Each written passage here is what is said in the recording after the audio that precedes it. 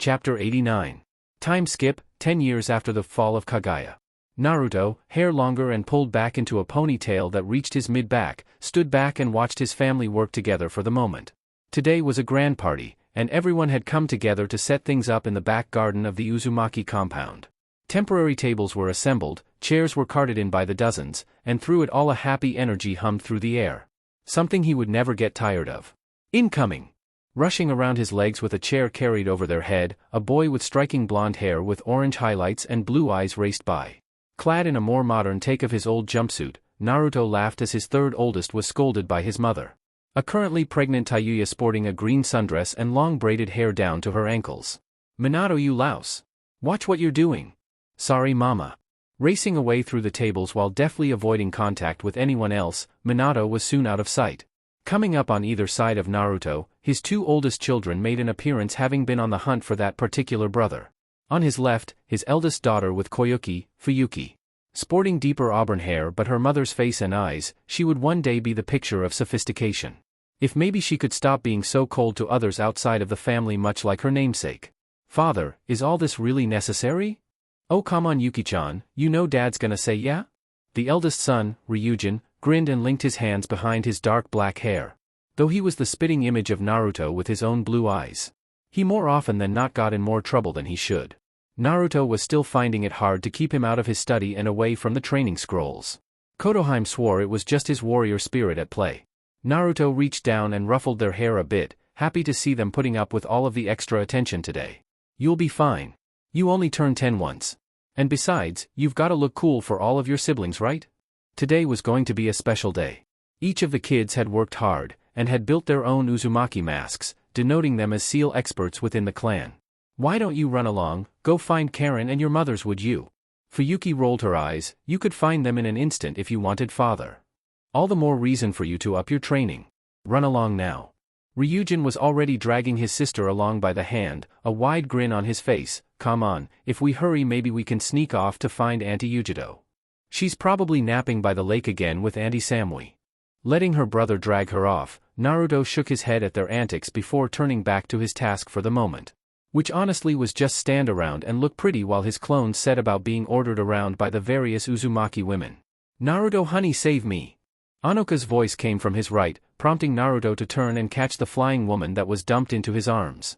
Twisting around to carry her in a bridal hold while sharing a kiss with her, they were met with a host of protests from the children chasing after her.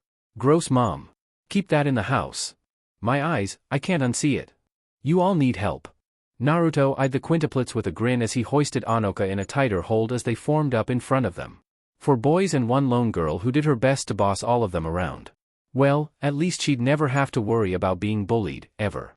"Keiru, Masami, I hear you got in some trouble with Yukaina down at her smithing shop."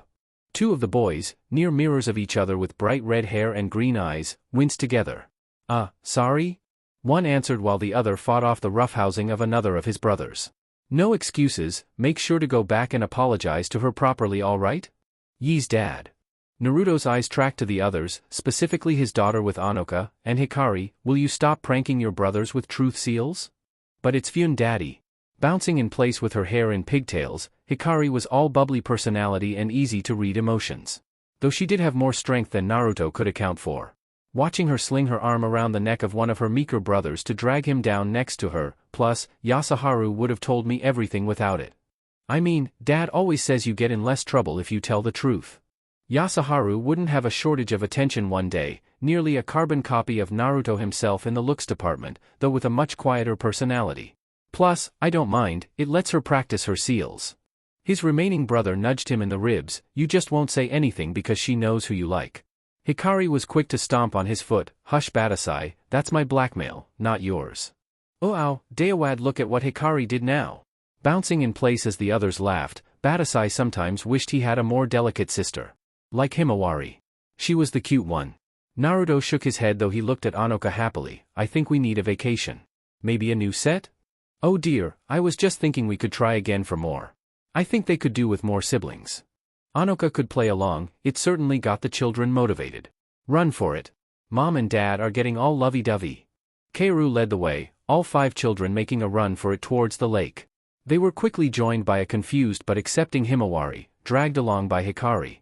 Letting his wife down with a final kiss, Anoka giggled as she glided away. Who's watching The Office today? Naruto shrugged, just clones, and maybe Isaribi and Gosu if they haven't buggered off yet. Shaking her head with a smile, Anoka continued her journey back to the house. So just the clones then? Yup. Waving as Anoka disappeared back into the house, Naruto started for the Uchiha house. He should probably make sure Sasuke was still alive, he hadn't seen him in a few days. Waving to a pair of Uzumaki girls, Yuka and Sayuri, he just saw what looked like Kikyo and Suda in the distance helping to set up several long tables laden with food. Good boy that one. The medium-sized scroll on his back was new though, Naruto would have to spar with him later. Oop, where do you think you're going? Latching onto his right arm, Naruto was joined by a peaceful-looking Hinata.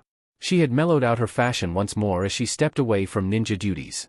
Today saw her in a calf-length blue sundress with an orange apron over the top. Not trying to run away are you? Two soft somethings pressed into him, and Naruto smirked despite himself.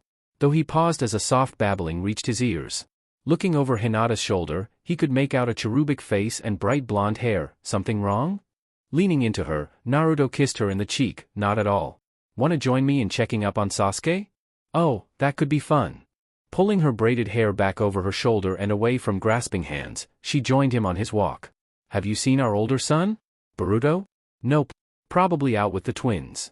He shouldn't have been surprised when Yujito gave birth to twins eventually. He had been surprised when Samui asked for one of her own. Either that or planning another attempt to ambush me. Say it isn't so. Hinata giggled as she latched on tighter to Naruto's arm, pulling it further into her warmth. Say, we're going to be all alone soon, should we take the scenic route? With the walk and the warm sun the swaddled Tenjin on her back would be asleep in minutes. Naruto turned and wiggled his eyebrows at her. Oh, have something in mind? Far be it from him to deny a wife. Maybe. Grinning and thinking it over, Naruto didn't miss a beat as he took himself, Hinata and baby Tenjin into the air on a current of wind. Below them the path they were on was engulfed in a spray of water, and he could hear 3 children groaning. Ah, we were so close that time.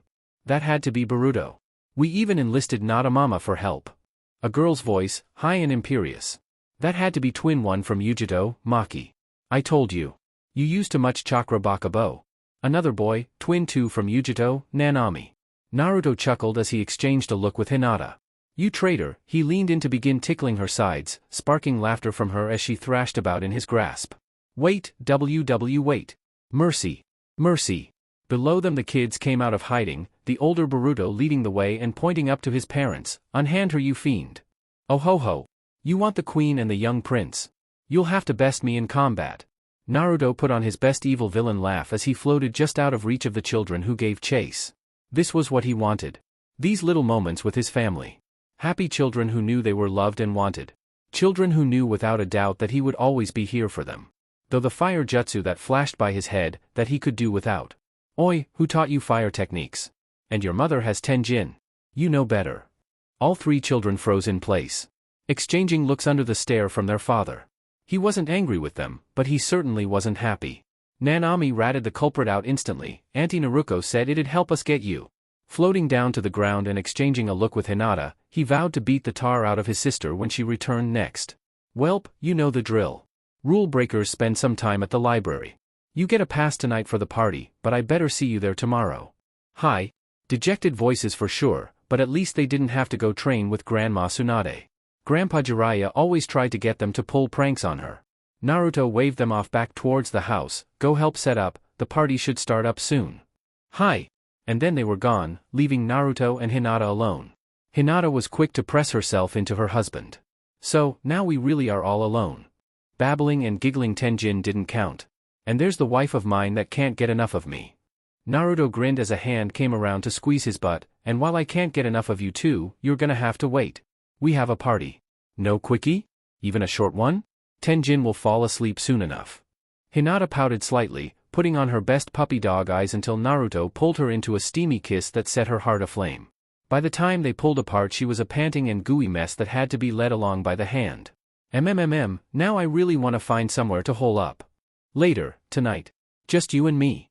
Naruto certainly wouldn't complain. Well, maybe Ino as well. She's been looking for an excuse to slow down. More like baby fever had finally hit. Oh? Naruto wasn't going to assume Ino was finally ready for a kid of her own, but he wouldn't put it past her. Playing at Auntie had made her pretty happy the last few years for sure. And she had been keeping busy with various amounts of work back in the city. But he and the others had seen the look she gave the kids sometimes. Ino gave all the signs of a woman ready for her own. But he wouldn't push her. He'd never do that to any of the girls. Well, on that note, have you seen Temari lately? She should be back within the hour with Ino. A team from Konoha is coming in today with a package. Hinata may be out of ninja work, but she still kept an ear to the ground. Any word from your sister? Naruto looked up as he and Hinata continued back down the road towards the Uchiha house. Where had they said they were going this time? Oh yeah. Last she and Fu checked in, they're bound for somewhere past the land of bears. But they'll be back later for the party. A pregnant Fu is apparently not a lot of fun to travel with. Hinata accepted the arm that snaked around her waist that pulled her into his side. I can only imagine. Letting them fall into a comfortable silence as they could already see Sakura and Amaru sitting together on the back porch of their home, Hinata brought up another idle thought. How goes the exploration of Kagaya's worlds? It's certainly a lot easier when you have the woman herself to guide you along. Naruto had given the fallen goddess access to her power once more after she had proven to truly be loyal to him. She certainly was a big help about the compound, and she was a good teacher to the kids. Just wish she'd stop popping in at random times. Give her a baby or 3, she'll calm down. I think she just likes the practice more. We all enjoy the practice, dear. Sharing a chuckle with Naruto, Hinata placed one hand over the one holding her, no dice on a distraction. You're in a mood today. Yeah, it's been coming and going lately. Naruto would have to remember to have Bachan check her over later. Coming into shouting distance of the Uchihas, Naruto raised a hand in greeting. Yo! Sakura! Amaru! Both women raised their hands in greetings, though the gang of dark-haired children that spilled from the house surprised even him. Hinata was quick to abandon him. Wait, not the face. And then he was dragged down under 6 bodies. Walking up to the pair and joining them on the back porch as they watched Naruto play with the Uchiha children, Hinata eyed the currently pregnant Sakura. Another one? We did say we would rebuild the clan. Sakura had no shame in admitting she enjoyed this life. Sure, it was fulfilling to work the hospital and take over the mantle of medical prodigy from Lady Tsunade. But Sakura did have another goal as well, rebuilding the Uchiha with Sasuke. How's your sister? Hanabi? Wonderful, though still knocking Konohamaru around whenever possible. At least she isn't fighting with Moegi anymore. Hinata shifted her bundle and cradled her baby in her arms, letting Sakura coo over him easily. Sakura giggled as Amaru moved to save Naruto from the dog pile of children. She finally figured out Moegi was just messing with her? It wasn't fair. How could babies just be this cute? Hinata shook her head as Naruto started juggling children through the air on wind currents, prompting Amaru to move faster. No, actually. Apparently they've come to an agreement. That was a surprise to Sakura, blinking slowly as she digested that.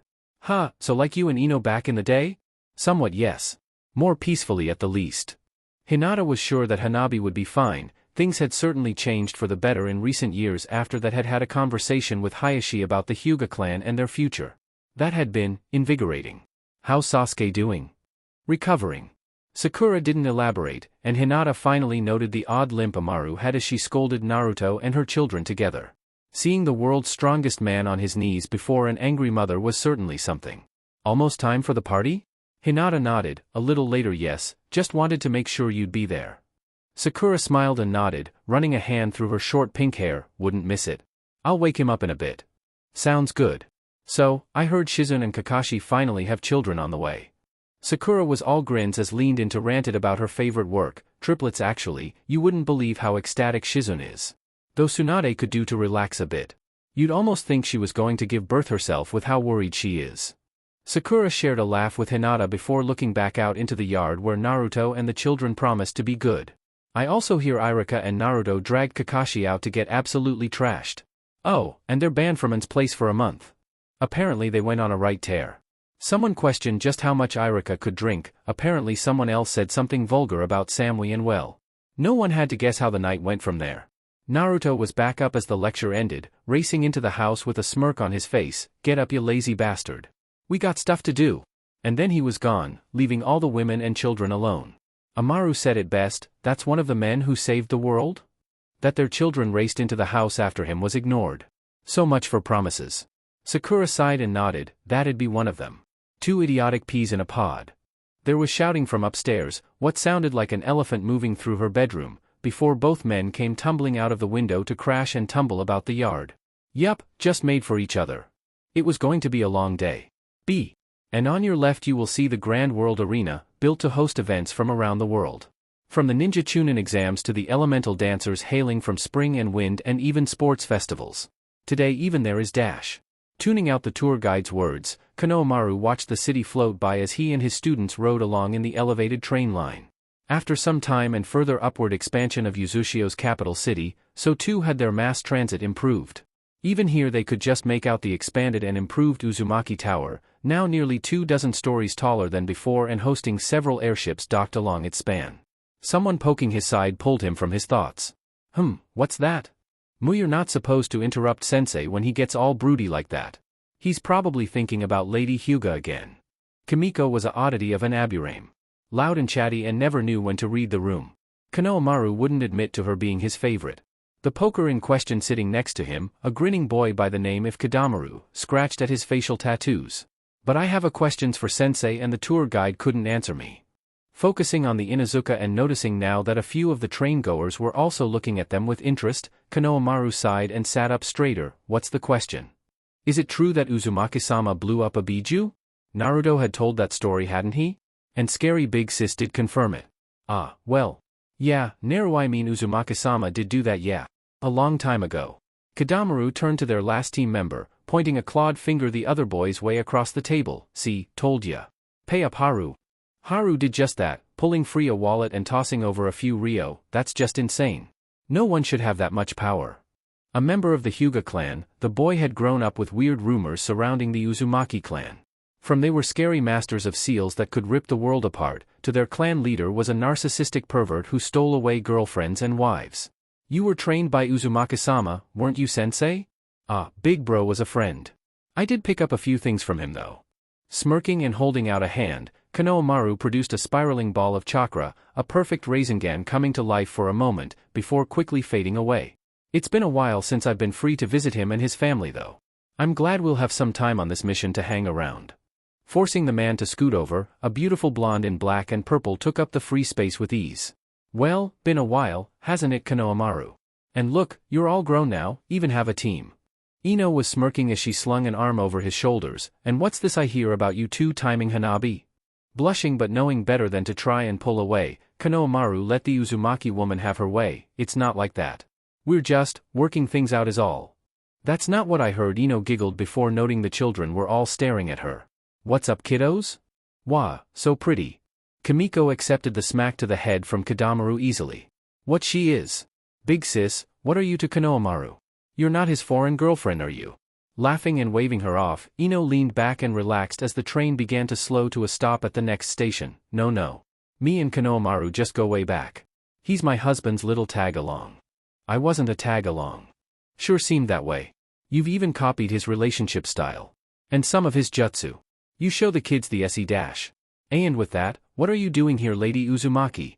Konohamaru didn't need that tidbit of information to reach his students. Oh, you know, I got word that a cute team had shown up and I wanted to see who it was. That had all three children locking eyes on the blonde, Haru taking the lead. Aren't you a Yamanaka? Former, Uzumaki Ino, at your service. You here for a delivery, right? Ino watched all of them nod quickly before standing and motioning for them to follow her. All right, come with me, I'm your contact and escort today. Leading them through the crowd as the train came to a halt on an elevated platform, Ino grinned at the group from over her shoulder. First time bringing your team to Uzushio-ko? How are you liking it? Kodamaru was quick to raise his hand. I hear you guys use robots to patrol your streets. And your waters are patrolled by monsters. Ino hummed and weaved through the crowd as they descended from the terminal to the ground level. Well, not robots specifically, but we do have an autonomous police force. As for the monsters, well, that's mostly true. Though if you call the Sanbai or Gyuki monsters to their faces they might have some choice words for you. Nudging her teammate to shush, Kimiko raised her hand. Is it true some of the strongest in Uzushio are all women? Smirking as they crossed a busy street, traffic stopped by a stoplight, Ino nodded sagely. Remember, young student, women can and will be sneaky. We just let the boys have all the flashy fun. So cool. Konohamaru sat back while Ino fielded questions from his students, silently marveling at all the lights and sounds of the bustling city. It certainly wouldn't be hard to hide a ninja village within its confines at this rate. He loved Konoha and its more natural setting, but Uzushio had a certain charm to it. Plus, the place was well kept and clean in a way most big cities weren't.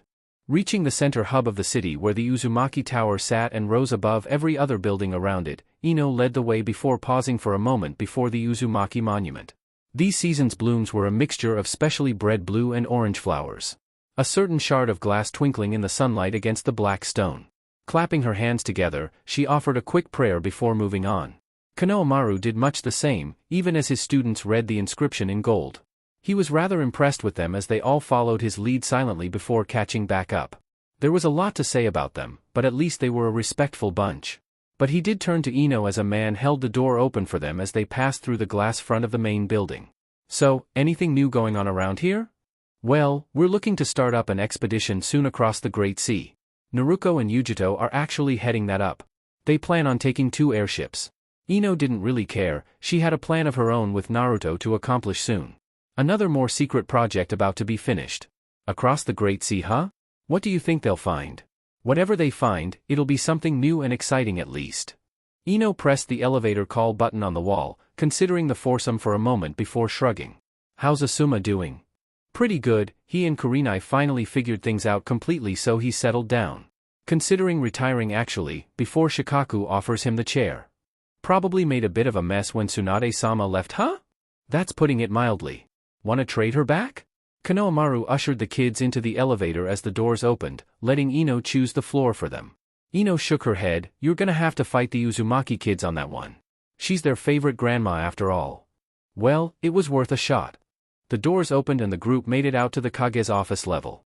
The floor space was full of desks as secretaries and functionaries rushed about working through miscellaneous work and reports. It's certainly lively here. Naruto made it a priority to put off all but the most important work to everyone else. Freeze him up to both be our Kage and spend time with the family. Clones probably help. Clones always help.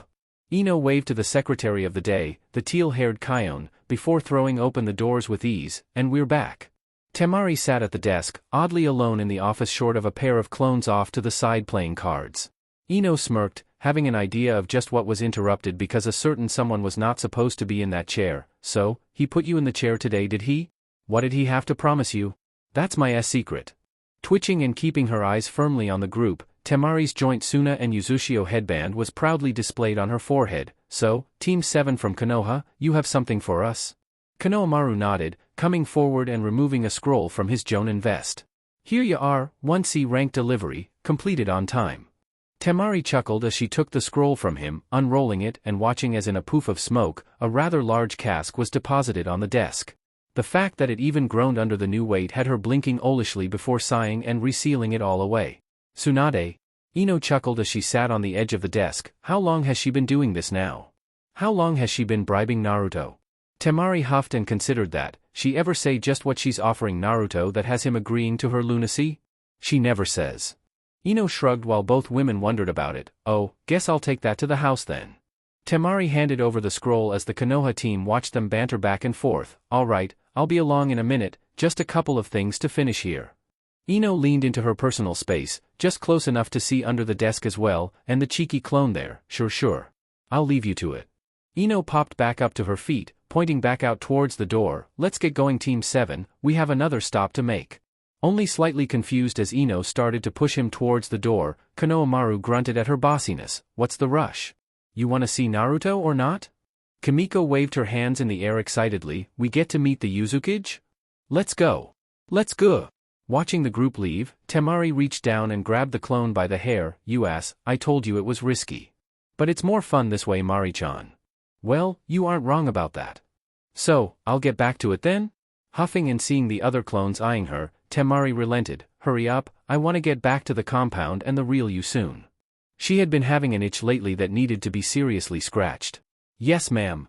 B. Karen grinned as she stood on the upper level of the stadium. Of all things, a baseball game was slated today. Heh, and a crowd was certainly starting to packing in for it. Though what had her here was a different matter altogether. Someone tugged on her hand, and she looked down to her left. Yes, Rengoku? The blonde and red-haired toddler tugged his younger sister in front of him, the younger girl looking ready to pass out, Kushina's sleepy. Smiling softly and picking her daughter up into her arms, Karen nods and retakes Rengoku's hand. We're almost done here, and then we'll return home. Idly she made sure that the barrier she had put up was still holding. While it wasn't a particularly breezy day, best not to have an accident with children involved. Okay mama. Lady Uzumaki, the transmitter system is online, everything shows green. Turning back to a pretty-looking technician working on an electrical panel under an antenna array, Karen nods and walks her way. Still need my code then? Yes ma'am. The tech leaned back as Karen bent down to quickly input a personal access code. When finished they all could hear the whirring of machinery coming to life around them. That'll be that ma'am. Sorry about this. Karen waved her off as she stood to her full height. It's no worry, this was a quick thing. Turning her eyes to look out over the ocean, she spotted Isaribi riding the waves with a happy-looking Gosu. Hefting her daughter a little higher in her right arm, she squeezed her son's hand. Ready dear? Of course mama. With a thought, they were gone, dropping down by the lake near the Uzumaki compound. Awesome. Rengoku would never get tired of that. When do I get to learn the Hiraishin mama? When you have the chakra to produce a base-level Rasengan, then you can start training with it. Karen paused, looking around before spotting a horse-sized Kurama basking in the sun on his side. Along his back were a gang of smaller children, most likely Anoka's kids. Walking over and letting Rengoku join the napping group, Karen nuzzled the fox between the ears. Oh how the mighty have fallen. Quiet woman, the children are sleeping. Oh so touchy. Karen looked over to his middle, seeing a slightly smaller Matatabi curled around a trio of bright blonde kids. Watching after Yujito's and Samui's kids? Where are the bombastic duo? They've gone on a hunt for Naruto. Oh dear, no wonder the kids scattered. Continuing her petting of the prickly beast with long and adorable ears, Karen smiled and turned to walk away. You're such a softy Kurama. Only for the children. And that Anko woman, she gives me snacks. Yeah, people are not usually considered snacks. I'm not a people. Rolling her eyes, Karen made for the main house, sure that party preparations were well underway at this point. And stop letting the kids ride you around like a horse, it scares the shit out of Kikyo. Or at least stop doing it around the city. If she kept getting reports about mythical creatures from concerned citizens, she was going to turn Kurama into a mascot. No promises. Continuing on her way and adjusting the limp toddler in her arms, Karen started up the path away from the lake. She could just make out the party area at the rear of the compound along with the milling of people and clones both. She wondered if she had time to put down Kushina for a nap and maybe scamper off to the Uzumaki library. She wanted to find reference materials for a new project. Derailing her thoughts, a rather tan pair appeared just on the front steps of their home. Fu and Naruko had returned, Naruko carrying a pouting Fu while laughing up a storm. See, I told you we'd be fine. Setting off a trap just for the fun of it is not what I would call a good idea. Fu bopped Naruko on the forehead before said woman let her down. Spotting Karen, she waved and shuffled over. Hey Karen, the party hasn't started yet has it? Nope, you're still early. Naruko groaned but turned to follow along after them. I knew we had time. You may not flash back and go beat those bandits senseless. Fu turned Naruko's way, or no fun times till this child is out of me. I'll be good. Karen shook her head. How far did you get this time? Naruko shrugged as they walked through the pristine halls of the Uzumaki Manor, just outside of Bear Country. Chasing a rumor about a weird ruin that appeared out of nowhere. Any chance it's connected to the Otsutsuki? Never know. I set a marker. I'm gonna convince Naruto and Sasuke to come with me next time. Naruko had been having a blast of a time with all her nieces and nephews over the years. And sure, she and Fu had finally decided it was time to have some of their own, but she would die before she let anything happen to them. Some wannabe gods coming to destroy their world? Nah. She'd end them. Having ascended the stairs to the second floor and made it to the hall containing most of the children's room, Karen waved the girls off. Get cleaned up, and don't take too long. Fu nodded. Yes ma'am. Her hand snaked out, grabbed Naruko by the collar. That was directed at you. No running off to fight Naruto right away. Oh fine, twist my arm why don't you? I'll twist a couple of somethings if you aren't careful. B.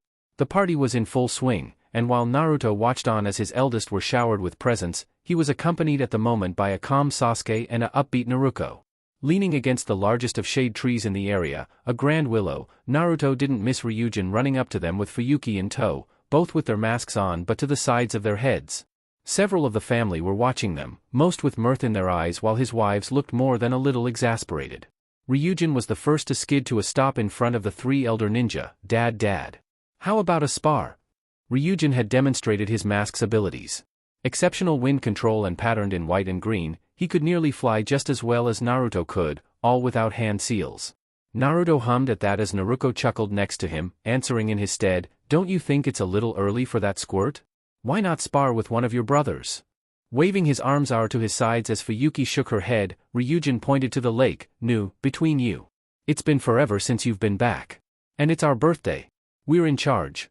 Turning worried eyes suddenly to Fuyuki, Ryujin whispered to her, "Right, sis? It's our day." Fuyuki nodded once. "Our word is law today." Her own all-white Oni mask glinted with an odd shine. She was leaning into her own ice motif with a mask capable of building blizzards in an instant.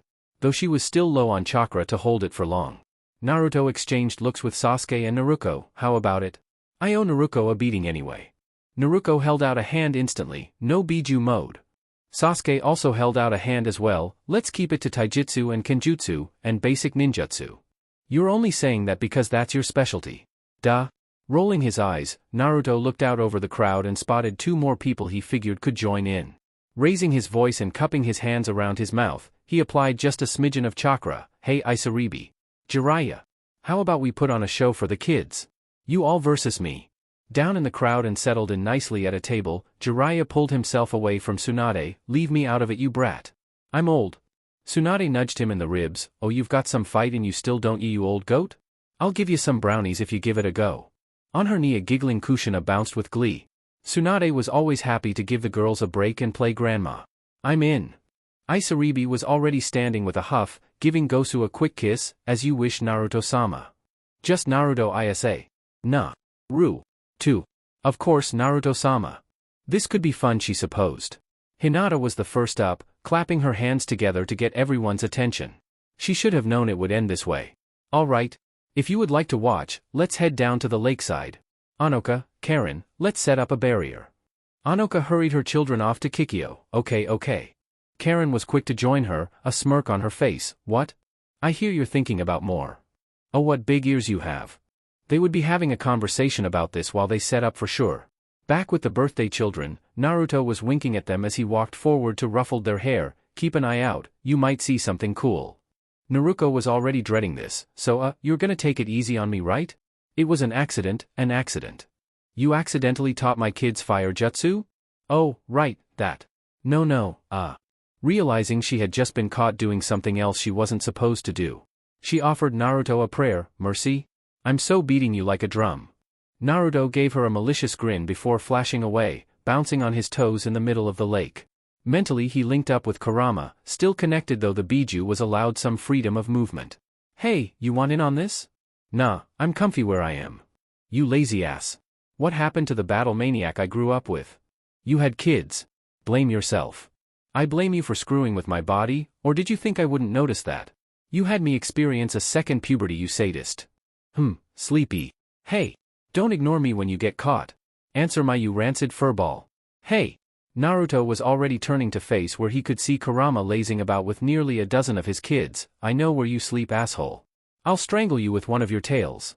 "Uh-oh, Naruto's burning out already."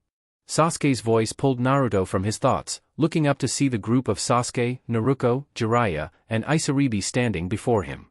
In the distance he could see Hinata, Anoka, and Karen at the water's edge before a grand and slightly blue barrier sprung to life. Welp, guess it was time then. The family was already setting up chairs and getting comfortable on the grass. Best put on a good show then.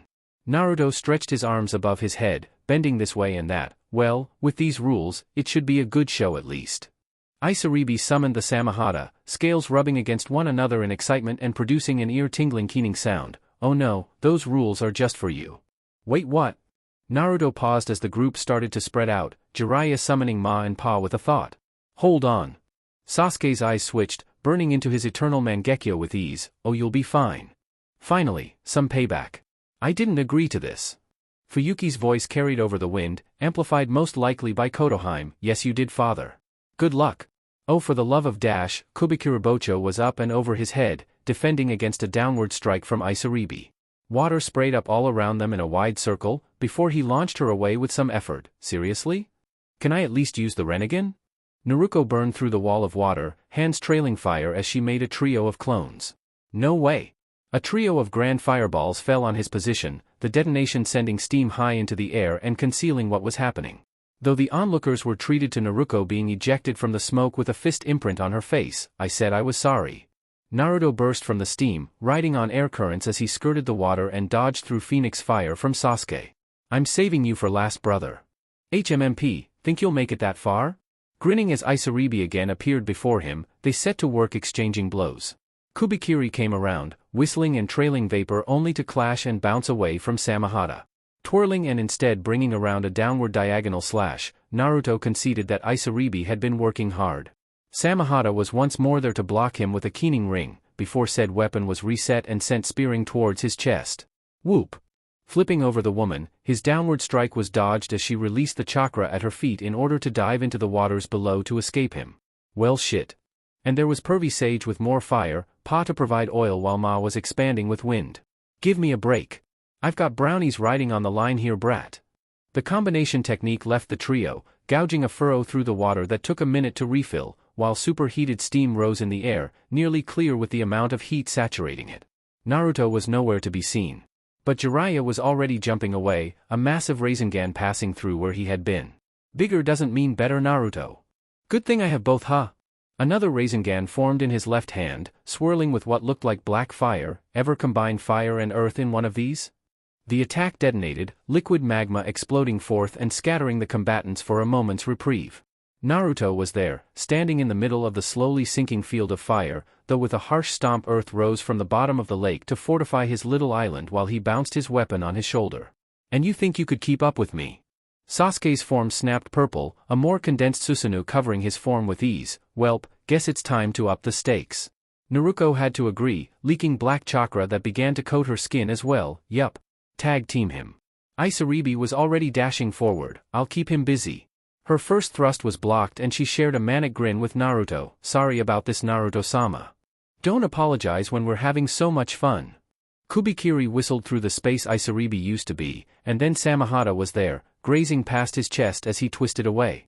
A shallow wound opened up and shredded his orange t-shirt, but it healed near instantly. Let's go! Ducking under her returning swing, a palm thrust to her midsection sent her flying away trailing a rooster tail of water.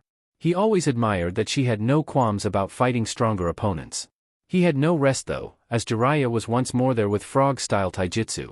Faster than he remembered, Naruto was stuck blocking with Kubiriki and dodging away when he could, and don't think I don't know what Tsunade's brownies really are. Hands off, you have enough, brat. We could share? More oil, pa.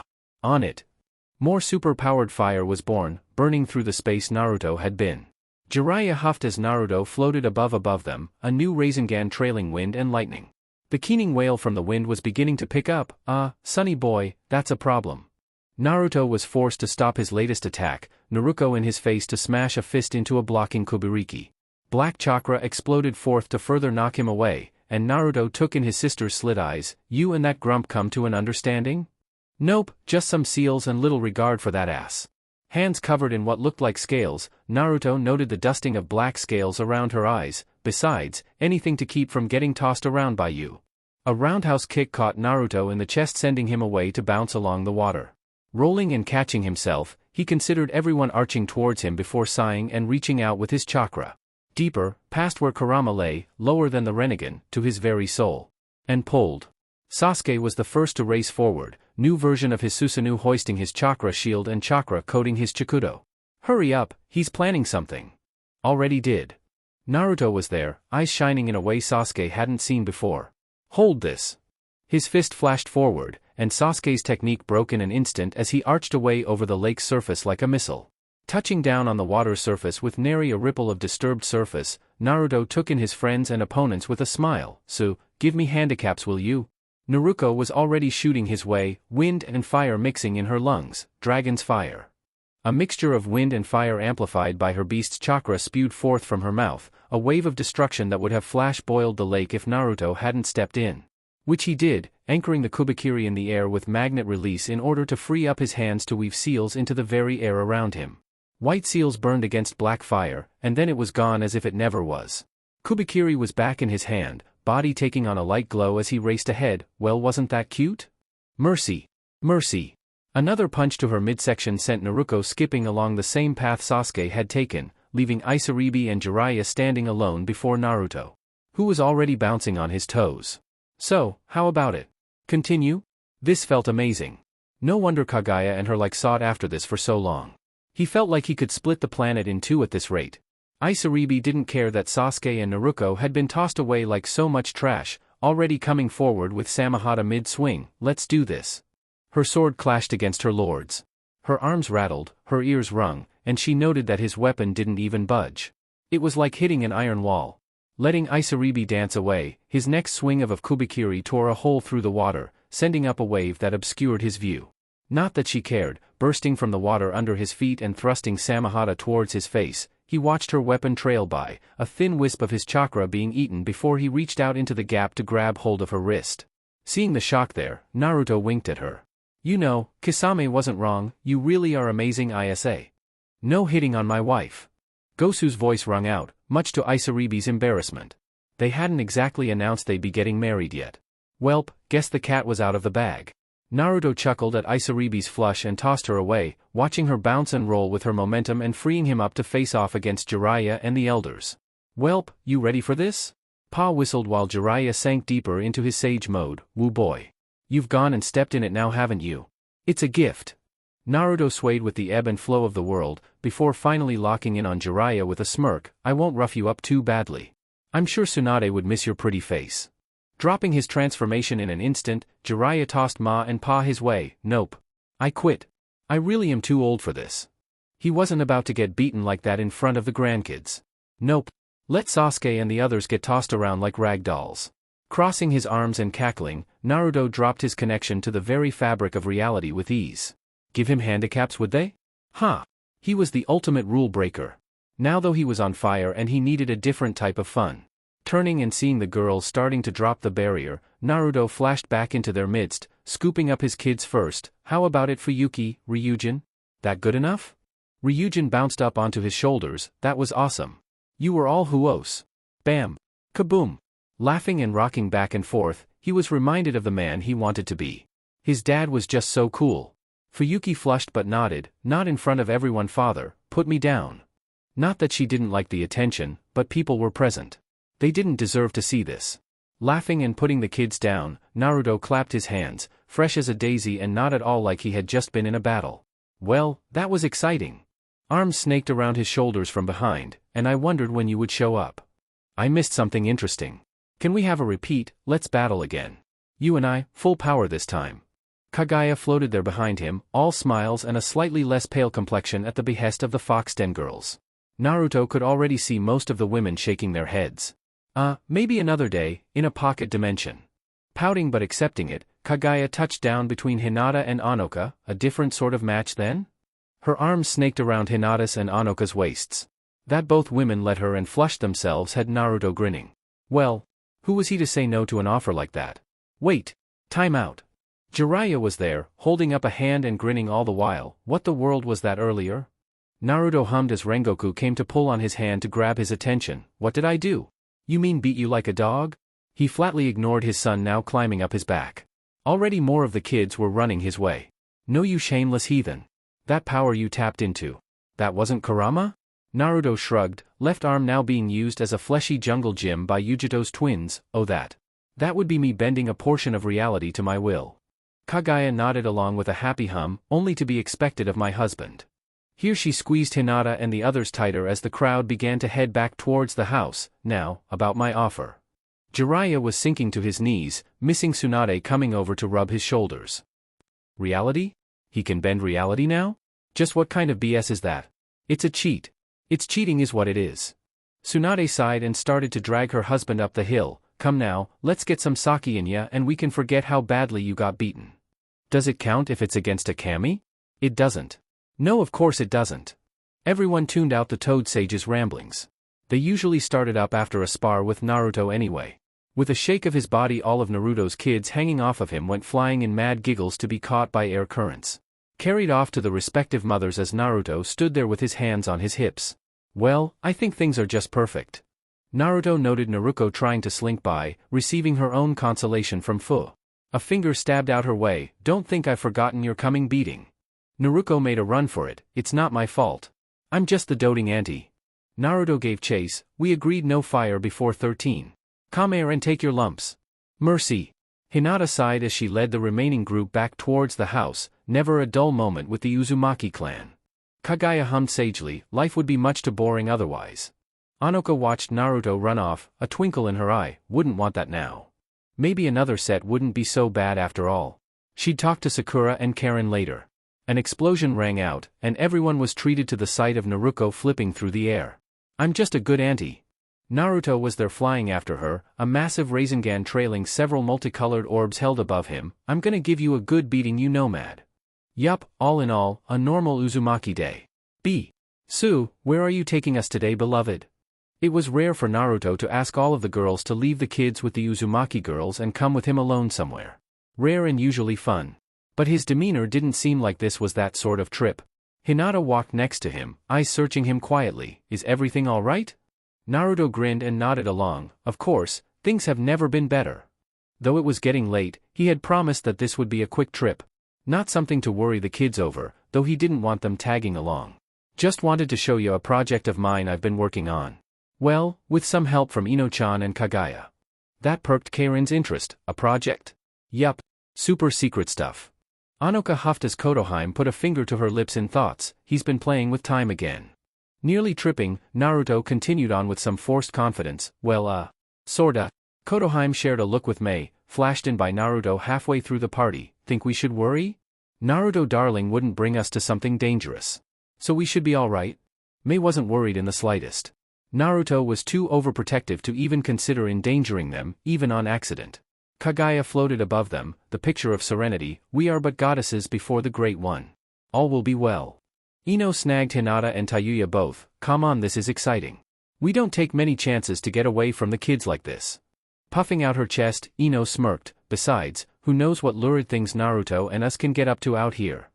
Hinata reached over and poked her friend in the ribs. You've been insufferable ever since you filled out. Puffing her chest out a bit more, Ino's smirk grew. I told you I'd be your match one day. Feeling catty, Hinata pressed her own chest out, heavy after childbirth. Let's remember, you still have some way to go. Gravity will be your downfall.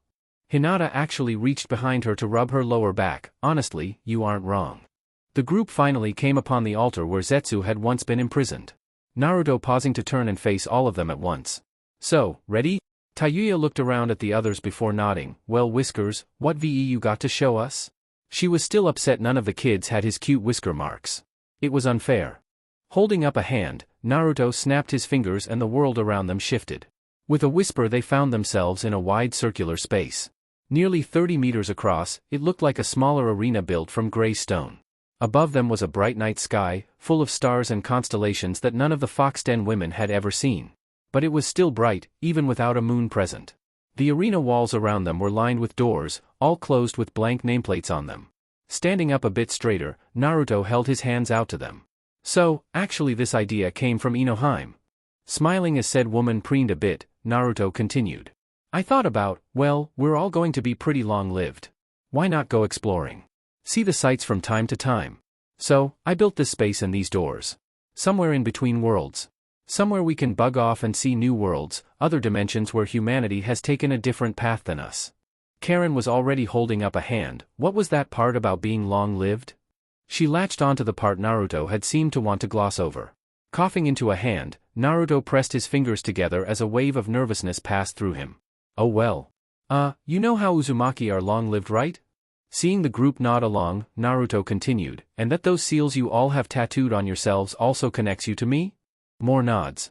So, my experimenting with chakra connections and tapping into the fabric of space itself has kinda augmented my already impressive vitality. Kurama figured with just my sage training and him I'd probably live close to 1,000 years or so, give or take a century. But after my fiddling around, he says I've effectively stopped aging. Ino was already holding up a hand as she could literally feel minds freezing around her, and what does that mean for us? Well, you're connected to me at the soul level. So, you've all quit aging as well. Not to mention some healthy playing around by Kurama and the Matatabi both. Ino took that in, listening to a few of the girls muttering and thinking it over before bouncing in place once. So, I'm going to be young and beautiful forever, score. Anoka's I bored into Naruto's own, and the kids. Me and Kurama are pretty sure once they hit maturity, so long as they don't get themselves killed they'll have the same benefits. Naruto had checked that little result right away, not liking the idea of outliving his kids and watching them die. He would have figured out how to turn it off had that been the case. Kaguya hummed and floated down to snag Naruto tightly, a kami-born indeed. So, where shall we go first? This was a conclusion she had seen from the moment they crossed blades, so to speak. Only the strongest could best her.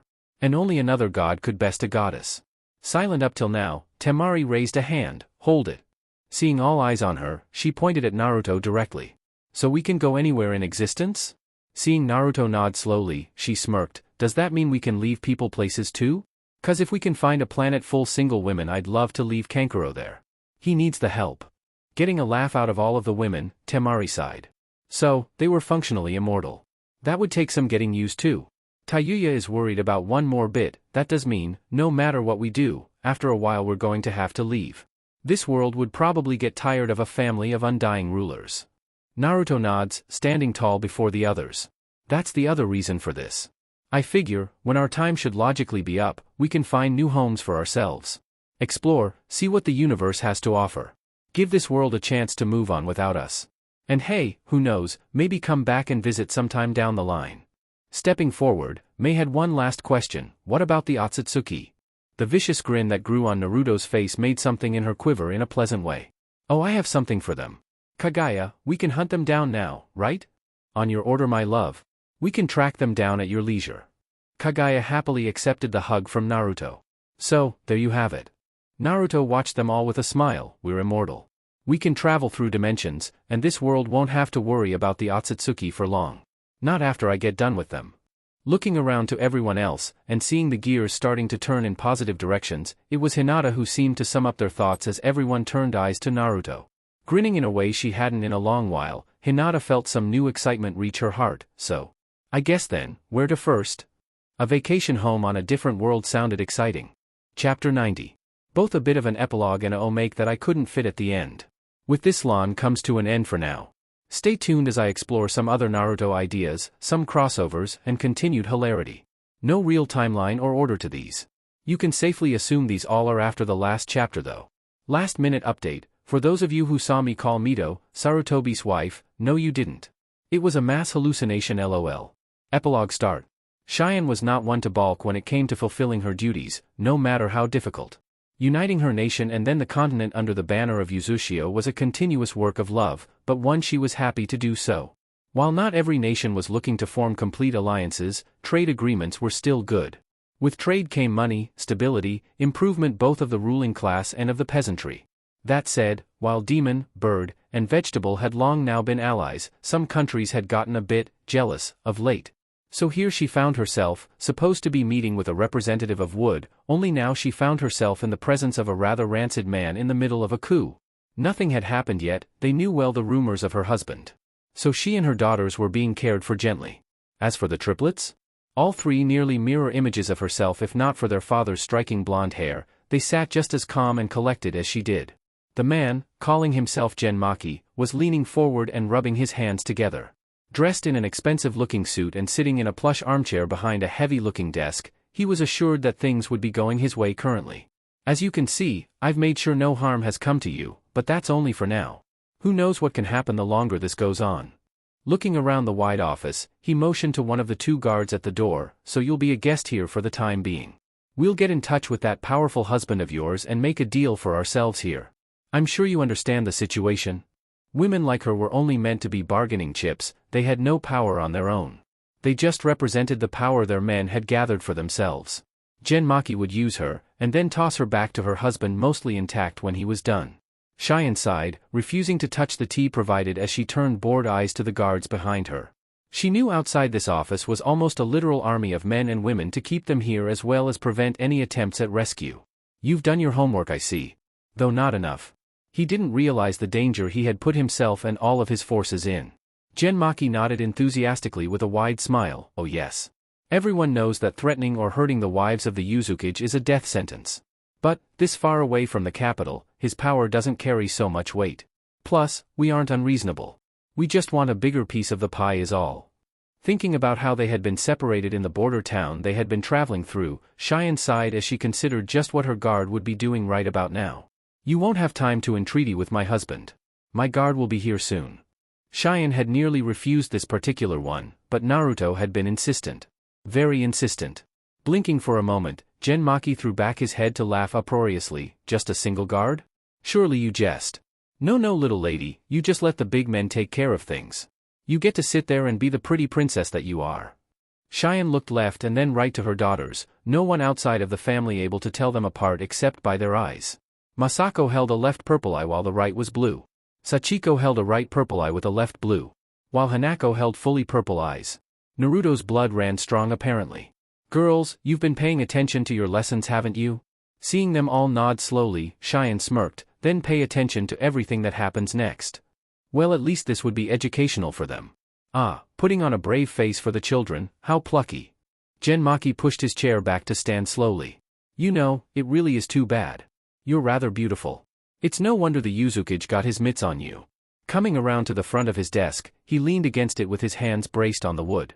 Though the building shook around them, the lights even flickering and dimming for a moment. What the hell? Cheyenne stood slowly, her girls coming around to her front. Oh, I did warn you. That would be my guard. She was a member of Foxden after all. They never left home without someone capable of leveling cities. And her defender was a bit more fanatical about that task. Though, if your operation had been a bit more quiet, I never would have been here. What? The hell you mean? We ambushed you. Genmaki didn't like this, his guard he sent out still hadn't returned. The building shook several times in quick succession. Shaking her head, Cheyenne's smile grew. Tisk, TSK. No. Foxden is always listening, watching. You thought you could take this country and no one would stand up for the people in turn? No. Uzushio and his people strive for peace. And we'll always be there to help those in need. They could hear more explosions now, and screaming. A lot of screaming. I allowed you to capture me because it was the fastest way to get to your hideout. Not because you are clever. Behind her the doors blew open, and a manic-looking Deidara in a black and blue uniform stood there proudly. There's nothing to fear, because I am here. Cackling like mad, Cheyenne and the girls ignored the soot and blood-caked walls behind him. Deidara did take note of the look she was sending him however, and calmed himself with a deep bow. My apologies Lady Uzumaki, my response was at least 60 seconds slow. Please, leave this place while I finish the demolition. Cheyenne nodded, turning back to smile at the sweating Genmaki. Well, that is our cue. Please, give my regards to the Shinigami will you? Embracing her children, the foursome was gone in a flash, leaving Deidara alone with the failed short-term ruler. Genmaki was quick to hold out a hand as Deidara reached into pouches on his hips. Wait. We can talk this out surely. I can pay you. Look the other way, let me go. Deidara took a single step forward, a bone-white centipede edging to look through the doorway from over his shoulders. Let you go? No. You've laid hands on one of the chosen. This is unforgivable. I'm going to erase your very being from this world. Now. Pulling his hands free, chakra and clay began to mold and build in front of him. Let's make this flashy for our lord. Lord Naruto always gave him the best missions. Far away and settling down onto firm ground, Cheyenne smiled as she set a good walking pace. Behind her the triplets broke character, smiling and dancing around her as they made for the Uzumaki compound. Oh come on mama. Let us have a go next time. We coulda took that guy. Sachiko was all smiles as they were back home. The triplets had been training with the others every chance they could get. While not fully ninja, having priestess training as well, they still would be a match for any ninja their age. Sachiko wanted to introduce someone to her chakra cannon technique already. Cheyenne shook her head. While you are powerful and talented, your duty is not to fight, but instead to lead and give orders. Your training was for self-defense. In the case you absolutely have to fight. The more reserved daughter, Masako sighed, but we'll never know what we can do if you never let us fight mother. Not that she was itching to do so. But she at least would like to know that her skills wouldn't go to waste. The last daughter, linking her hands behind her as they reached the house, shrugged and nudged both of her sisters. Let's just be happy we're back home. You know what that means, right? All three daughters let their mother get ahead of them, already sighing as they noted the flush on Cheyenne's face. Right? Masako sighed again. Mother really does love father. That's putting it mildly. Sachiko grabbed both her sisters and angled for the town below the manor instead, turning back the way they came. Let's go bug Itachi. I bet Auntie Sakura and Amuro would love a break. Cheyenne turned back to her daughters, waving a finger at them. No causing trouble in town now. And stop teasing little Itachi. He's a good boy. Sachiko was already running and leading the way, Masako and Hanako waving for her over their shoulders. Of course mama. And then they were headed down the hill, leaving Cheyenne to sigh with a hand to her cheek. They grow so fast. Gentle but strong arms encircled her waist from behind, and Cheyenne leaned into the back that was there. Speaking of things that grow fast. Naruto chuckled and shook his head. Things went all right? Do I need to go back and handle anything? The only thing you need to handle is right here, beloved. Cheyenne turned her head and leaned up, kissing her husband softly. Say, I think the girls could use siblings. More, you mean? The more the merrier, right? Cheyenne leaned into him more, kissing along his neck. You won't deny me, will you? Naruto was already picking Cheyenne up to carry her back into the house, all thoughts of work long gone. Your wish is my command. Below them and turning away, the triplets were blushing as they raced away from the house. Sachiko was smirking as thoughts of maybe a younger brother entered her head. Dad really loves Mom, doesn't he? Hanako nodded. Dad loves all of us. Masako gave a rare smirk as she weaved wind around herself. I think he loves me the most out of us. Yup. Come back here, you cheater. And then they were gone, to harass the eldest Uchiha son for the day. Naruto did his best to split his time between his family, kids, and work. Sure, clones were great for the work part, but there were times he needed, or maybe better said, it was more efficient to go in himself. That said, quality time with the children would always take priority over anything else. Even if that was to just cause trouble. Sometimes the glares and lectures from Tayuya and Hinata were well worth it. Almost. As he sat in his office today while on a vid call from Gaara and Nagato about expanding a rail line between their two countries, he did his best to ignore what sounded like sirens behind him. So, I can have Sandeo send along some spring engineers about the tunnel project and connecting you to Uzushio and Fire's train network. After that, it's the job of the civilian sector.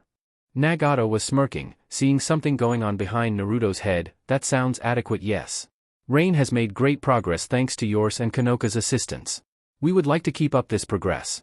Rain's capital had become less a hodgepodge of reconstructed ruins and more of an actual city. It was a night and day difference that even Conan had been enjoying thoroughly.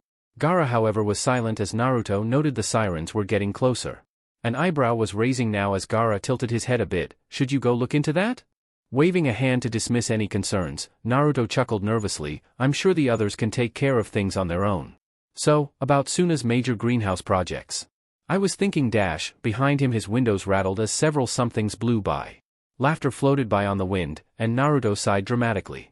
Those were my kids, weren't they? Nagato chuckled. I did see a lot of blonde and red out there.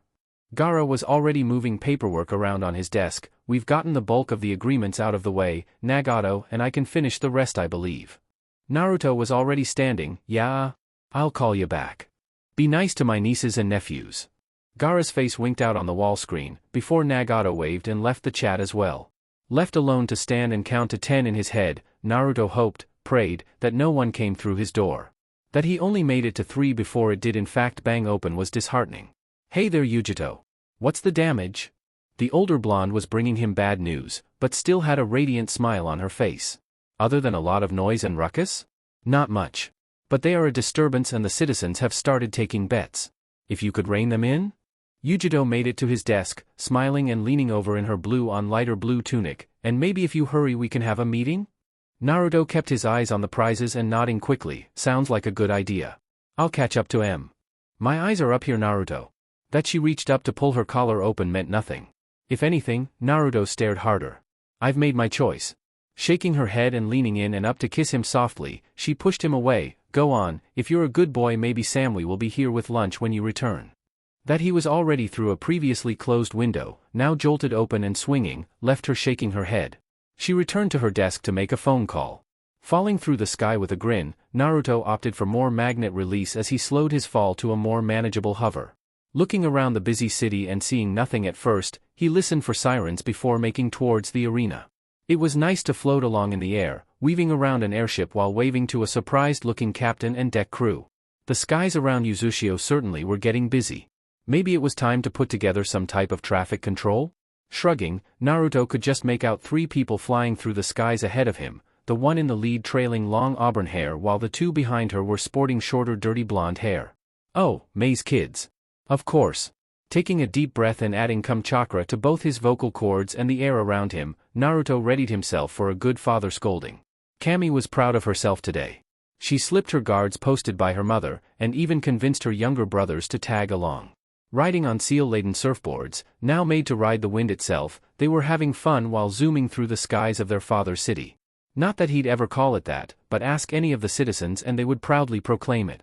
Behind her, as she skirted just above a residential block where it looked like someone was having a party on the roof, the middle brother pulled up alongside her. "Cammy. The border patrol is starting to follow us kinda close now." Yelling over the wind was always a hard thing. Laughing and flipping over him, Cammy threw her arms out wide. "Oh, who cares, Ken? Our dad is the Yuzukage and our mom is the Mizukage. Who's gonna stop us? Cammy. Ken. Benimaru. You better ground those boards before I catch up to you."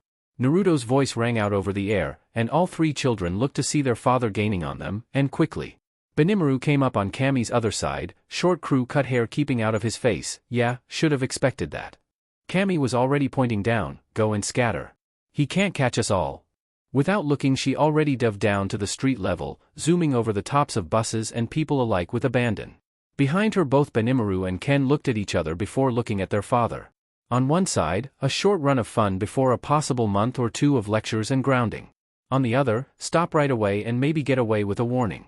It was Ken who was already settling down on a roof. "Nope, I'm not looking to get grounded into next year." Benimaru nodded along, coming down next to his brother to sit and watch the show. "You said it." As Naruto zipped by above them to chase after their elder sister, a clone settled in between them, resting hands on their shoulders. "You gave up quick this time. What's the occasion?" Ken shrugged. "Cammy's been in a mood lately, figured she needs to talk to ya. She had been more insistent on this run around today. And had been proper moody lately. Mom said it was just Cammy getting older." Ken was sure it was PMS. The clone nodded, sitting down and pulling both boys under his arms with a grin. "Aha. And when are you two going to stop letting your big sister talk you into getting in trouble?" Putting up a token resistance, Benimaru sighed finally as he knew his dad wasn't letting go anytime soon. "You know how she is. She's got that scary selective hearing gene just like Mom does." Cammy had yelled at him specifically recently because he asked if he could borrow a manga. A manga? What did she hear? Something about being a brutish gorilla. How do you get gorilla from manga? It made no sense. Ahead of the chatting father and sons, Cammy continued to look over her shoulder for where she knew her father would be. Ducking through dim alleyways and over a bustling-looking entertainment street, she gave a wave to a group of school kids on a trip. They waved back excitedly, but she was already up and over the next set of rooftops on her mad dash for freedom.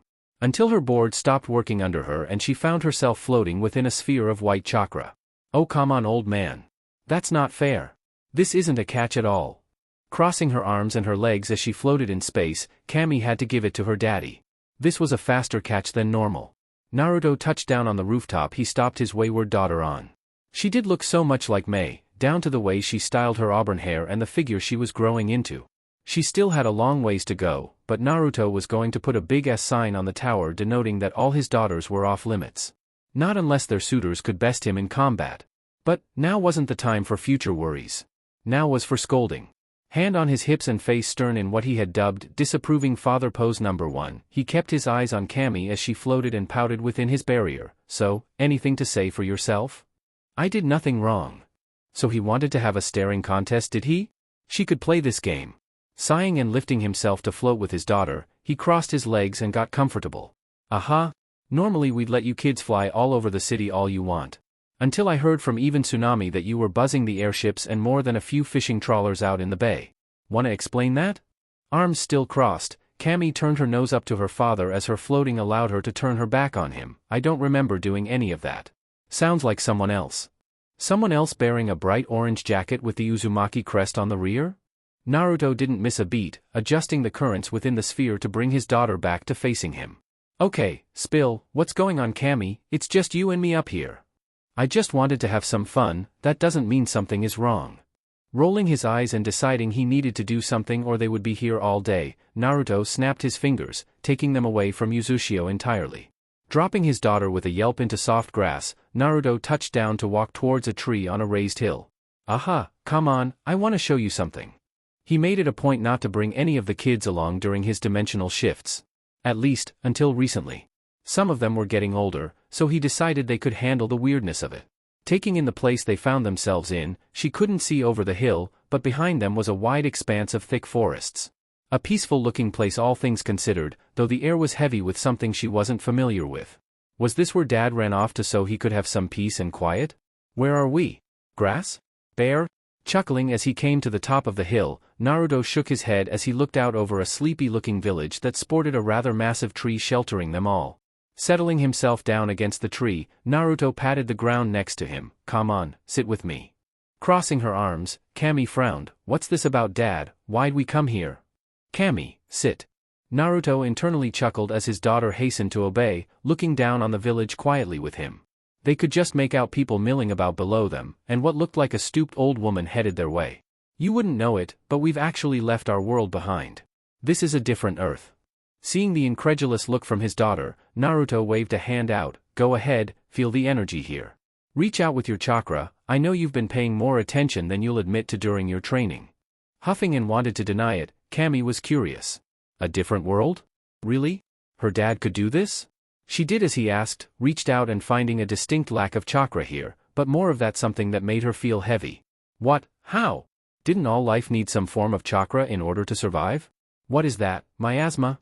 Not chakra, it's kinda gross. Naruto chuckled. Like I said, a different Earth. One that grew without the aid of space aliens and mythical chakra fruit. Of course, the fantastical still survives. Demons and the like.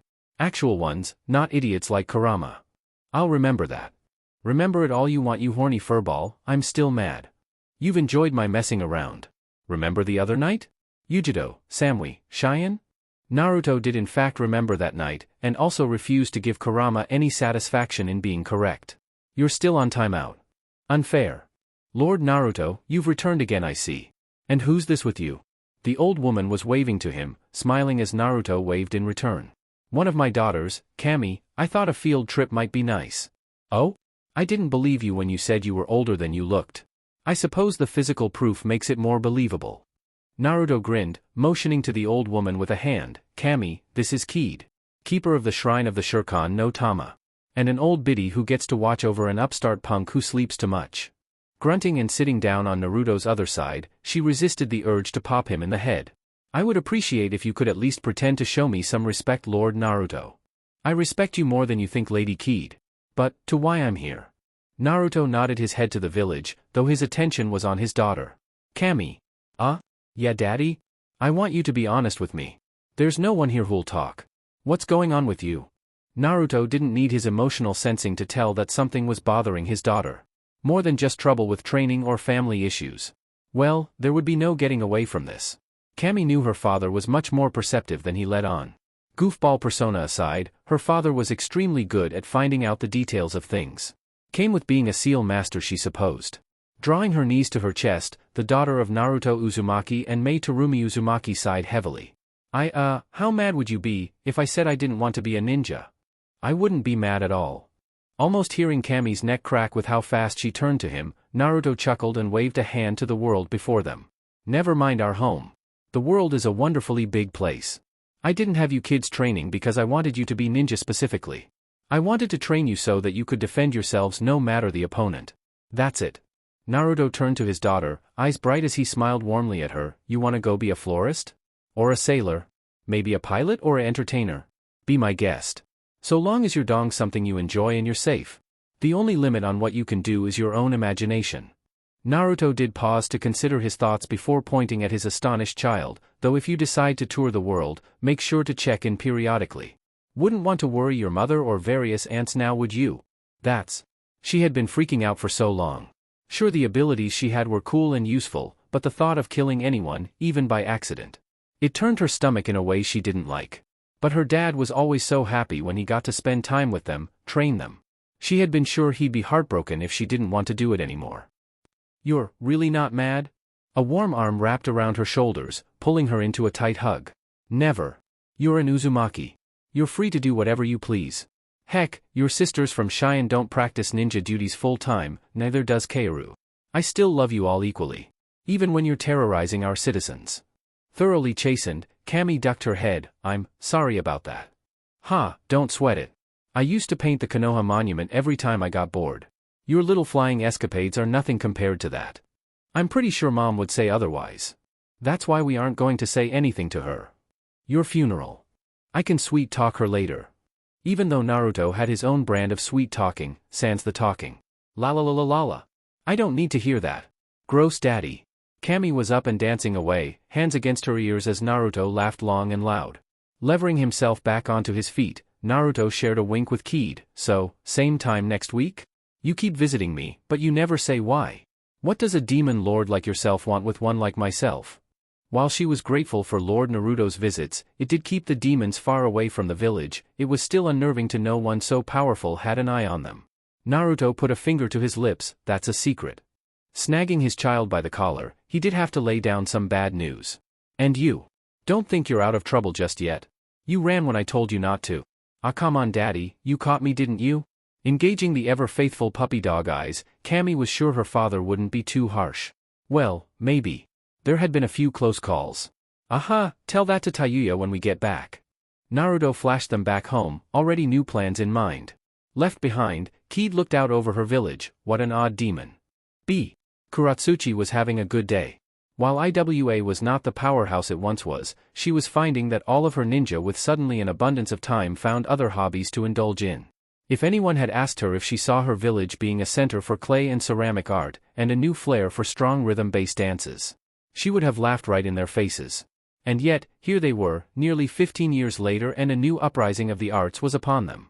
Not just artists, but nobles and lords from all over the nations were coming to see what local artists were coming up with next. She would attribute it to Iwa's known persistence through any and all adversity, and not because a certain blonde had forced them to change. That said, as she sat behind her desk with a glass of amber liquid in hand, she considered the newspaper for the day. So the air dancers were making a tour of the elemental nations, were they? Stone's capital was even listed as a destination. Maybe she could make the show herself. And she can smile, how about that? Naruto's voice cut through the empty air of the office with ease. Yet, Kuratsuchi saw no need to lose her good mood. I'm surprised you've made an appearance, it's been a while. Pouring another glass all without looking, Kuratsuchi passed it over the desk with ease. Accepting the whiskey, Naruto grinned and leaned back in the other chair. I was out and about, thought I'd pop in. Heard some good things lately. You're even getting along with Gaara. Purely rumors. Oh, of course. Yes, of course. They sat there in silence, Kuratsuchi reading her paper while Naruto was content to watch the world turn by outside the window. Part of her was curious why the Yuzukage was here, bothering her during her lunch break, but another part of her she found just didn't care. He had kept his word. He left them alone so long as they adhered to the terms of their surrender, and they were happy now to do so. The rest of the world could fight and die over pitiful reasons. IWA would endure and adapt. You know, as far as rumors go, there's another I've been hearing lately. Care to hear me out? Do I have a choice? Everyone has a choice. Naruto turned bright blue eyes her way and Kuratsuchi snorted. Go ahead then, what's this rumor you've heard? She'd play along. She had nothing else to do for now. Naruto took another sip and enjoyed the burning sensation in his throat. There's this Team C. Formerly of Lightning even before its destruction. Apparently one of their members can steal bloodline limits. Naruto shrugged as Kuratsuchi finally turned to face him. Now, I'm not saying you're courting them. Not at all, but you might want to check in on your daimyo. See what the old codger is up to. Kuratsuchi eyed Naruto patiently. What was this? A trap? No, he wouldn't need to do such.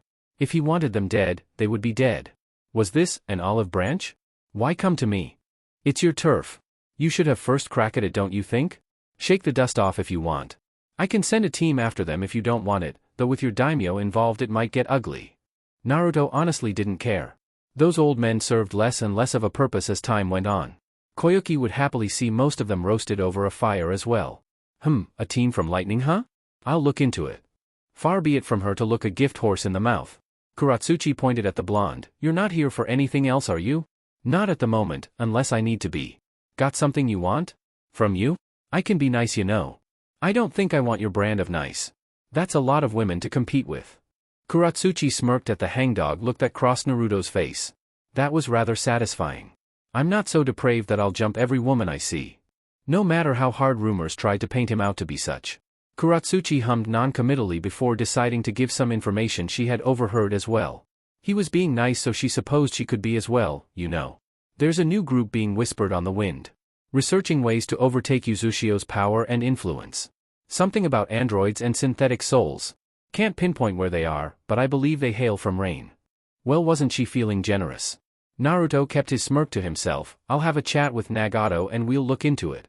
Naruto finished his drink, setting the glass down gently and standing. I'm glad you know that we can talk like this. Oh, I still hate you.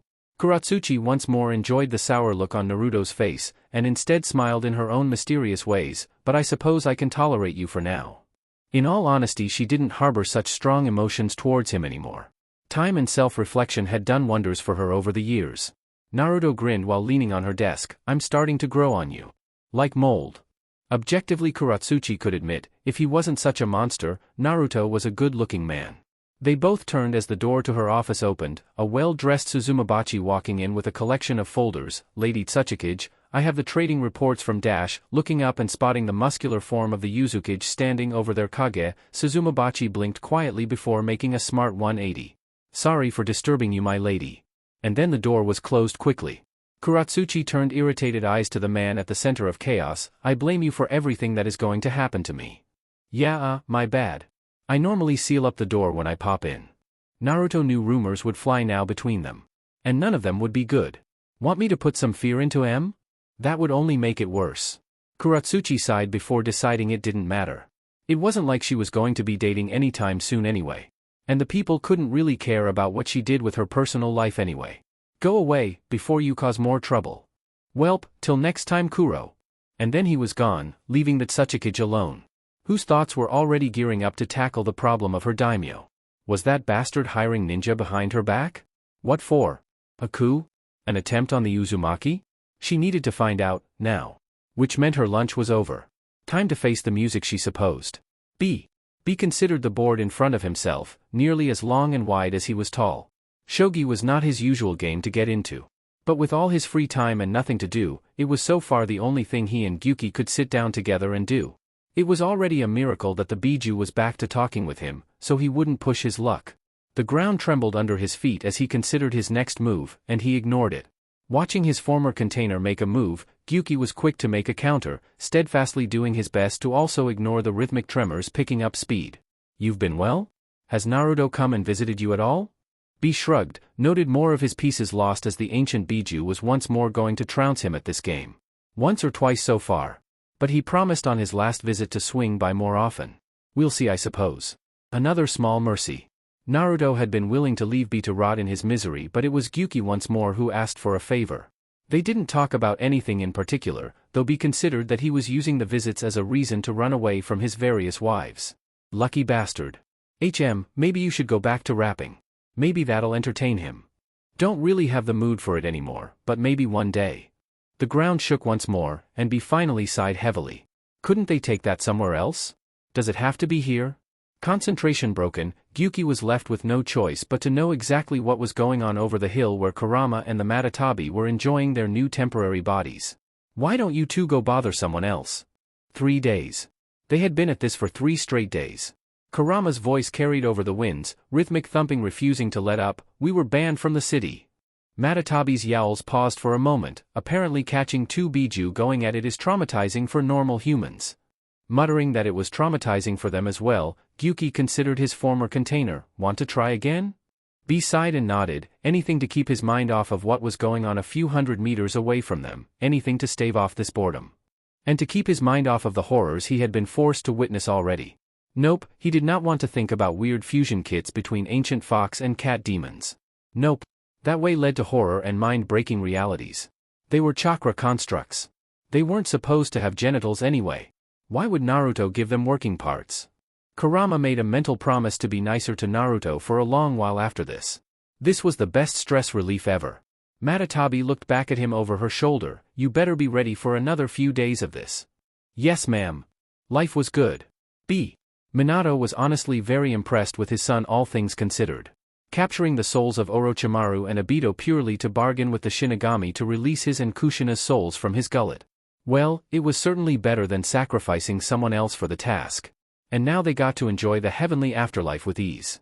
Kushina got to spend time with her family and watch over the revived Uzumaki clan, while he got to relax and check in from time to time while catching up with Rin. Sure, he had to ignore Kushina's favorite pastime, but that was something else entirely. He loved his wife dearly, but she could be terrifying when angry. Who said leaving a 5-year-old alone in an apartment was a good idea? He couldn't even cook for himself, you old bastard. Kushina's voice rang out from over a cloud bank, while several meaty thwacks followed. Biwako sat next to Minato, looking through her own little space in the clouds as Naruto watched over several of his children while sparring. Kushina is in good form today. That is your husband, isn't it? Aren't you worried? Biwako took a sip of tea quietly. He brought it on himself. He was safe, wasn't he? I couldn't play favorites in the village. Hiruzen's voice called out, only to almost immediately be drowned out by more screaming. My baby lived alone for more than a decade, you shit. You could have let Mikoto adopt him like we planned. Hell, even Tsum would have done a good job. By the kami, you could have sent him off with Tsunade if you had wanted to. You can't talk your way out of this beating. More sounds of violence and carnage followed, while Rin giggled as she watched over Kakashi and Shizune. They looked rather happy at the moment. You know, maybe you could pop in, convince your son to slow it down a bit? That's a lot of kids. Rin leaned over Minato's shoulder, watching Naruto swat his kids around the training yard with ease. He's a monster like you, sensei. Well, he does take after us both, you know? Minato chuckled and scratched at his cheek. Even he was starting to think Naruto might be going overboard a bit. What was he trying to do, repopulate the entire nation himself? Mercy. Please, mercy. Mercy is for the weak, you raggedy old lech. How about a chain enema? Minato hung his head and sighed, deciding maybe it was time to try and reason with his hot-headed wife. Cupping a hand to his mouth, he raised his voice a bit. Kushina dear. I'm pretty sure one of the girls might be pregnant again. Kushina was suddenly hanging onto his shoulders, looking over his head at the scene below them. Who? Maybe Tayuya-chan this time, or maybe Karen-chan. Eyeing the scene, Kushina sighed. Oh, it's just our boy swatting around our grandbabies. Why tease me like that? Rin reached up to pat Kushina's arm. Actually, Anoka might be pregnant again. Kushina's eyebrows disappeared into her hair. That woman really needs to tone it down. Wasn't 5 at once enough? Rin shrugged. She went for it again. Full fertility drugs and enough energy drinks to give a hippo a heart attack.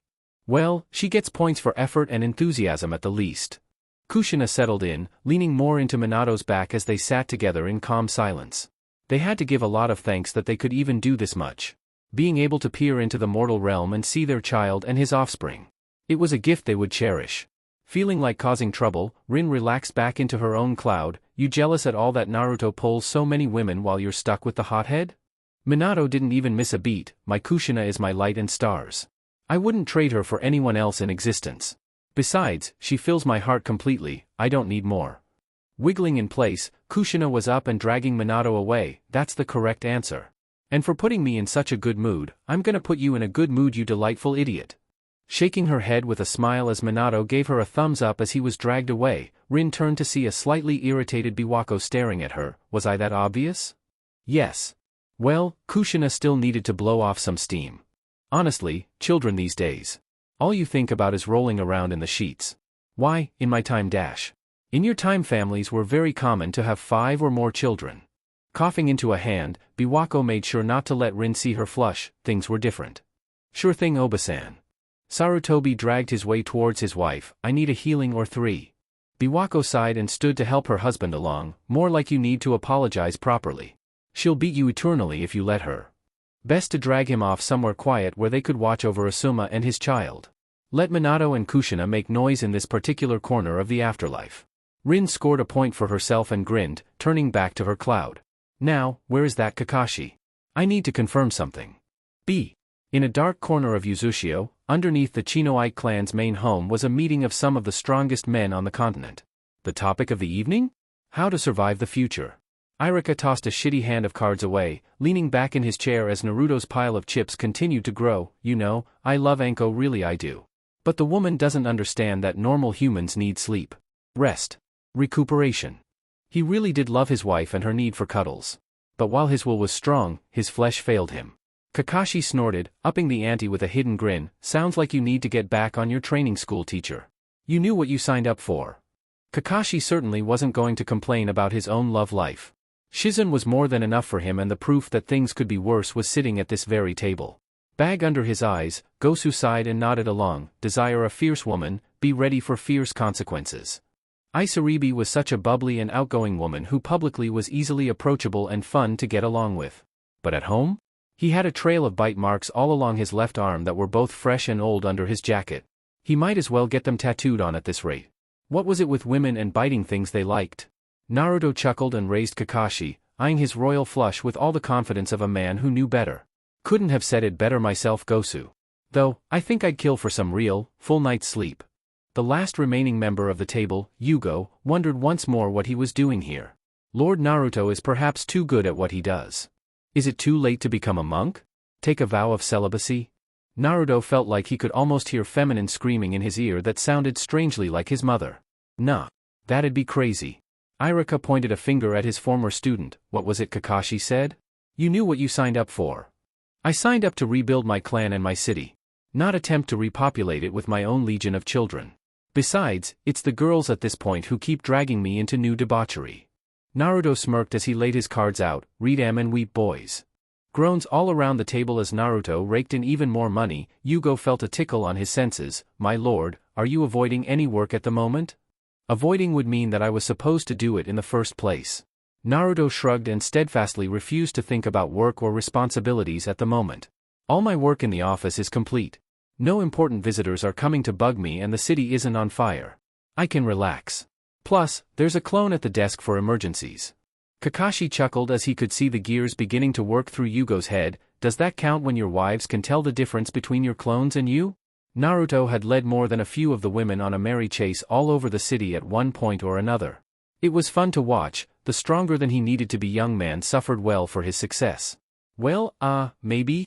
Was that how they could always track him down? When had they figured out that particular skill? Hey. Kurama's chuckling entered Naruto's mind, giving him the answer he needed. I'm going to get you back, you furball. Maybe, but I'm having fun either way. To think I let you out weekly to have fun with the Matatabi. Maybe I should quit that. Have a heart. This is harmless. My sanity is at stake. Don't be a pansy, you'll be fine. Also, heads up. Pulled from his thoughts, the room was bathed in bright light as the only door was forced open. Looking over as he could hear Kakashi sigh heavily, they were all met with a grinning Anko who had an arm slung over an equally grinning Tayuya. Behind them he could just make out what looked like Ino as well. Anko pointed at Iruka dramatically. Husband. Your services are required. Looking around the card table for help and finding none, Iruka nodded and stood. Yup, guess that's that. Same time next week? Kakashi raised a hand. Sounds good. Naruto was already making his way to his feet. You and Anko should not be allowed to be friends. Eyes on Tayuya, he allowed himself to be dragged away. Tayuya took one side while Ino took the other, leading them up and out of the basement. We have a bet to settle. Come on, to home we go. Anko cackled as she dragged Iruka along. Remember, 24 hours. No more and no cheating. Naruto shared a look with Iruka. Good luck. Considering the context and the leers the girls were sending them, Naruto didn't have to ask what they were about to endure. That's your department, I'm going to pray to the kami. The slap on the ass from Anko barely even registered, so used to her by this point it didn't faze him. Back inside the men's poker room, Gosu shared a look with Yugo and Kakashi. Should we continue, or make a run for it? Standing and stretching, Kakashi shook his head. Yeah, that's a no. Shizen may look meek, but she'd hunt me from here to Suna if she had to. Plus, why would he run? His wife was hot. Naruto relaxed as he floated in the hot spring alone for the moment. A few of the girls had convinced him to take a trip with them, finding themselves back in the land of hot water once more. They wanted to get away, even if the world was always just a thought away. So here he was, under the stars and soaking in aromatic waters that warmed him down to the bones. He didn't have long to himself, a cuddly Hinata sliding into the water on his left easily. Good evening, beloved. Hey Hinata. Eyeing her up and down for a moment, Naruto grinned and kissed her softly. Enjoying the feel of her body against his, he pulled away and settled back down. To think, I used to be so blind to how much you really loved me. Hindsight, dear. Doesn't make it easier. Never does. Ino was next to slide to his other side, cuddling into his chest with a content sigh. This is just what the doctor ordered. No kids, no responsibilities. Just a fun evening for themselves. What did I miss? Nothing yet, just thinking about the past. Naruto went back to watching the stars, wondering how many of those stars held worlds much like their own. How many countless others were looking up into the void just like he was, pondering their place in the universe. Smirking and wheedling a finger into his side, Ino knew what to bring up. Oh, like when you couldn't get the hint that me and Hinata had the hots for you? Or maybe Hinata's stalker phase. I wasn't a stalker. I just loved from afar. Yeah, stalker. Ino-chan. Just calling it like I see it, sis. Ino laughed as Hinata splashed her once. At least you weren't a raging fangirl. Hinata nodded at that. True, but Sakura did get her man in the end. So did you. I wasn't a fangirl of Naruto. That was you. I remember it differently. All your brains went to your tits, that's why. Naruto squeezed both girls, quieting them and exuding a calming aura. Enough of that, I think. We're here to relax and rest. Let's not get catty. Two new voices joined them, Tayuya and Karen sliding into the water to on opposite sides of Hinata and Ino. I don't know, Whiskers, we could get a little rowdy, see where it takes us. Karen sighed and leaned into Hinata as Tayuya and Ino set about putting on a show of wrestling like old times. To think even now, they're still gorilla mode. Hinata nodded, it's in their nature. Ino turned back to wink at Naruto while making a crude gesture near her mouth. Oh, I'll show you what's in my nature. She couldn't ignore Tayuya suplexing her into the water, tossing both of them into the murky depths. Oh, did we miss the festivities starting already? Shall I join in? Kagaya had no shame in walking about in the nude. She knew she was perfection, why worry about what others thought? Behind her Mei and Anoka sighed and led a curious Temari, Yujito and Samui along. You can try to be a little humble. Humble is for those who are not greatness. We are, thus, we have no need for it. Kagaya delighted at the feel of the hot waters on her skin. It was such a delight to be alive once more. Now, dear husband, about more children. She was also here for another type of mission. She had yet to join the childbearing group and it was time to change that. Watching the chaos begin to unfold, Koyuki shook her head as Cheyenne closed the door behind them. Yeah, I'm not getting into the middle of that.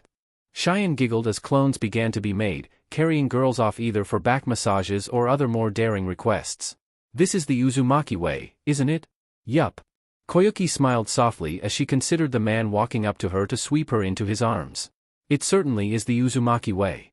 Naruto grinned from his relaxed place in the water, Hinata still cuddled into his side as things began to ramp up around them. Ready for another adventure, Hinata-chan? Nodding away, Hinata wouldn't say no to another adventure. Where you go, we'll go, beloved. Now and forever. Great. Naruto raised a hand to point at a star, smirking and miming shooting it. Let's make a nuisance of ourselves then. They had plenty of time to do anything and everything they could think of. Might as well work through it all a little bit at a time. Starting now. But first, I have need to impregnate a goddess. Scratch one more off the old bucket list.